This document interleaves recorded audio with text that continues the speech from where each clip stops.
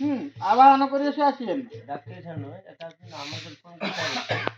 ସେମାନଙ୍କୁ ଯେଉଁ ଠାକୁର ତମେ ଡାକିବ ଆହୁତି ଦେବ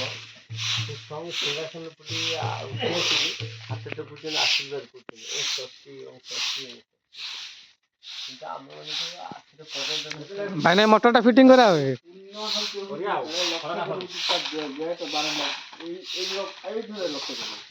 ଦେଖିବୁ କଣଟା ଗୋଟେ ସଡ଼କ ବି ପୁରା କରିକି ଦେବୁ ବୁଝିଲ ନା ସଡ଼କ ବି ପୁରା କରିକି ଦେବୁ ପୁରା ଛକ ମଝି ପର୍ଯ୍ୟନ୍ତ ହଁ ପୁରା ପାଣି ଫାଣି ପକେଇକି ପୁରା ଏମିତି ଧୂଳି ନ ଉଠେ କାଲିକି ହଁ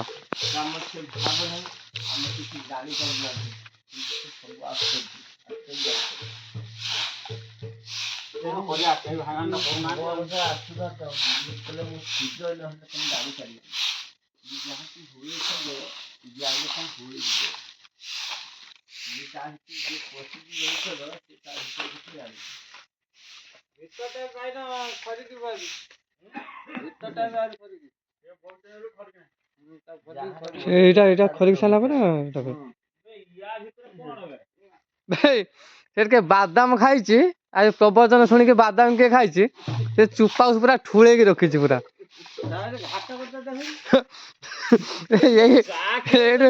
ଚୁପା ପୁରା ଠୁଳା ହେଇକି ରହିଛି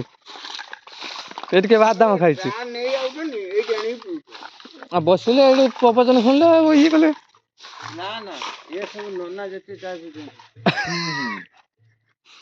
ଆଉ ଗୋଟେ କି ଖାଇକି ଓଳିଆ କରୁଛି ରାମ ନା ଆଜି କହୁଥିଲା ନା କହିଲା ତୁଠ ହାତରେ କେ ଯାଇକି ଓଳିଆ କରୁଛି ପୁରା ଓଳିଆ ହେଇଯାଇଛି ବାଦାମ ଖାଇକି ପୁରା ରଖିଛି ଆଉ ଖାଇକି ପତ୍ର ବି ସବୁ ଓଳେଇ ଦେଇଛନ୍ତି ଏଠି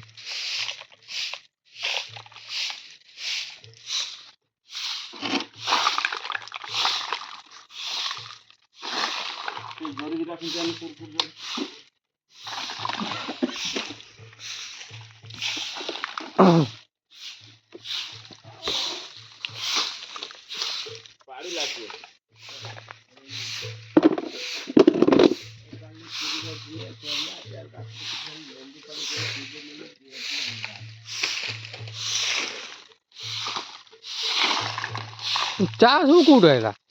ଚା ତ ବି ବିକୁନାହାନ୍ତି ଓହୋ ନନା ମାନେ ପିଉଛନ୍ତି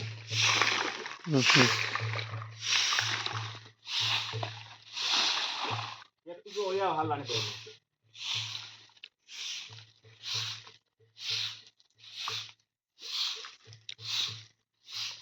ମଟରଟା ପକେଇକି ପାଣିଟା ମାରିଦବା ମଟର ପକେଇବ ନା ବାଲ୍ଟିର ବୋଇକି ଆଜି ସକାଳୁ ସଫା କରିଥିଲି ଏ ସବୁ ଢାଳିଥିଲି ନା ମନ୍ଦିର ଇଏ ସିଏ ସବୁ ପାଇପ୍ ପଡୁଛି ପାଇପଟା ପଡୁଛି ମଟର ବା ସୁଇଚ ରହିଲା ସେଠି ତାର ପକେଇଦେବେନି କି ଏଠି କୋଉଠି ଜଏଣ୍ଟ କରିଦେଲେ ହେଇଛନ୍ତି ଘର ସିନା ଖୋଲା ସୁଇଚ ବାଇରେ ହଁ ବାଇରେ ପାଇପ୍ ପଳେଇ ଆସିବ ପାଇପଟା ପଳେଇ ଆସିବ ଆରାମସେ ହଉଛି ସେ ପୁରା ଇଏ ପର୍ଯ୍ୟନ୍ତ ଯୋଡ଼ିଦବା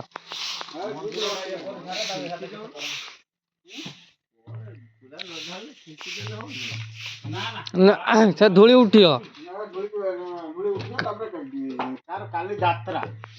ଇଏ ପୁରା ଭରି ଭିଡ଼ କାଲି ପ୍ରବଳ ଲୋକ ହେବେ ସିଏ ନ ଉଠିବା ଲୋକ ଉଠିକି ପଳେଇ ଆସିବେ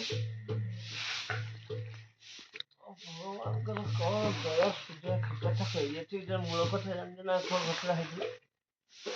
ଏଟା ହଉଛି ଜାନୁଆରୀ 2 ତାରିଖ 2000 ବୁଧବାର ସେ ଡେଟଟା କହୁଛି ମାର୍ଚ୍ଚଟା ପଳେଇଛି ମାର୍ଚ୍ଚଟା ଟିକେ ଶୁଣନ୍ତା ଶୁଣୁଛି କହୁନ ଏପଟେ ଭିତରୁ ପଳେଇବା ମୁଁ ଏଠି ଦେଖଉଛି କାମ ହଉଛି କି ନା ଠିକ ଠାକ ମୁଁ ତୁ କାମ ଦେଖିବା ଲୋକ ତ ସେ ଦେଖୁଛି ତୁ କିଏ ଦେଖୁଛୁ ମୁଁ ତ ଗୋଟେ ହେଲ୍ପ କରୁଛି ବା ଜାନୁଆରୀ 2002ର ଏଇଠି ଦିଟା ନାଗ ଥିଲା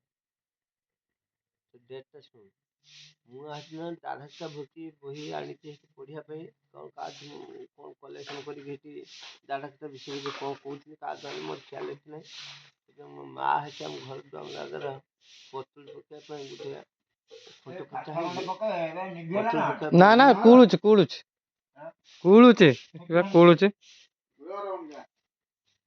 ଆଉ ଠେସି ଦେନେ ସେ ହଁ ଆମ ଲକ୍ଷଣା ହିଁ ଭାଷା ହିଁର ଘର କତର ସେଠି ତାଙ୍କ ବାଡ଼ିରେ ଫସଲ ଏଠି କରୁଥିଲା। ମୁଁ ଏଠି ଝାଡ଼ା ପେଟା ଆସି ଏଠି ଅସୁସ୍ଥ ଗଛ ଥିଲା, ବଡ଼ କଣ୍ଟା ଥିଲା ସେ କୂଳର। ମୁଁ ଆସିଛି ଝାଡ଼ା ପେଟା ଆସିଛି, ପୋଖରୀ ବି ପାଣି ହେଇନି ଏଠି କ'ଣ କଲି ନା ଛୋଟ ଛୋଟ ହାତେ ସେ ସାପ ଦୁଇଟା ଗାତ ଭିତରୁ ପଶିଗଲେ। ମୁଁ ଆଉ ନାଗ ବୋଲି ଜାଣିନାହିଁ। ଯେମିତି ପଶିଗଲା ମୁଁ ଏଇଠି ମୁଁ ଲକ୍ଷଣା ହେଇ ତମେ ଫସଲ ପାଣି ଦେଇଦେଇଛ, ବଢ଼ିଆରେ ବଗେରାରେ ପାଣି ନେଇକି ଝଡ଼ାଝଡ଼ି କରୁଛ, ଟିକେ ଦେଖିକି ଯିବା ଆସିବା କରି ସାପ ଆଉ ଏଠୁ ମୋର ଜ୍ଞାନ ଶକ୍ତି କମିଲା। ସେଦିନ କହିନି ତାପରେ ଇଏ କ'ଣ କଲା, କାନୁ ହচ্ছে ସାଇକେଲ ଦୋକାନ ଖୋଲିଲା ଟାୟାର, ସେ ଶୁଣିପାରିକି ସିଏ ତ ଜିଦି ଭଳିଆ କାଇ ଭଳିଆ ଲାଗିଛି, ସେ ଟାୟାରକୁ ଜାଳିକି ଆଣି ସେ ଗାତ ଭିତରେ ପୁରେଇଲେ।